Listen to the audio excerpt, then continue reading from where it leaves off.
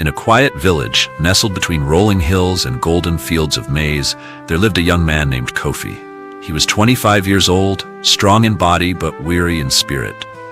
His village, Asaboy, was full of life. Children playing under the baobab tree, elders sharing wisdom by the fire, and farmers rising with the sun to tend to their crops. Yet, despite the warmth of his people, Kofi felt empty. From a young age, he had chased after the things he thought would bring him happiness. He worked hard, saved money, and even built a small hut for himself. But nothing satisfied him. He had friends, but their laughter did not fill the void in his heart. He had dreams, but they felt distant, like the fading echoes of a drumbeat in the night. One evening, as Kofi sat by the village stream, an old man approached him. It was Nana Kwame, the village storyteller, and a man known for his deep wisdom. He had seen the sadness in Kofi's eyes for many years. "Kofi, my son," Nana Kwame began, sitting beside him, "what burdens your heart?" Kofi sighed. "I do not know, Nana. I have searched for happiness, but it always slips through my fingers. I feel lost." The old man nodded knowingly and reached into his cloth bag, pulling out a small calabash of water. He handed it to Kofi. "Drink, my son." Kofi took a sip, expecting ordinary water, but what he tasted was sweeter than honey, fresher than the morning dew. His eyes widened.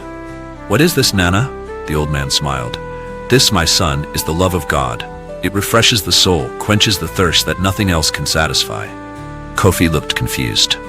"But how do I find this love?" Nana Kwame placed a firm hand on his shoulder. "You do not find it with your hands, you open your heart to it. You see, Kofi, the world tells us that riches, fame, and pleasure will make us whole. But only God can truly fill the void in our hearts. His love is deeper than the ocean, stronger than the strongest warrior, and more faithful than the rising sun." Kofi listened carefully. Something in Nana's words touched a place deep within him. That night, he knelt by his bedside and spoke to God for the first time in his life. "God, if you are real, if your love is as great as Nana Kwame says, then show me. Fill this emptiness in me." And from that moment on, Kofi's life began to change. He woke up with peace he had never known before. He found joy in the simple things, the sunrise, the laughter of children, the kindness of his neighbors. He started reading the Bible, learning about Jesus, and soon he could feel the love of God growing within him like the mighty roots of the baobab tree. His friends noticed the change. "Kofi, what has happened to you? You are different. You are happy."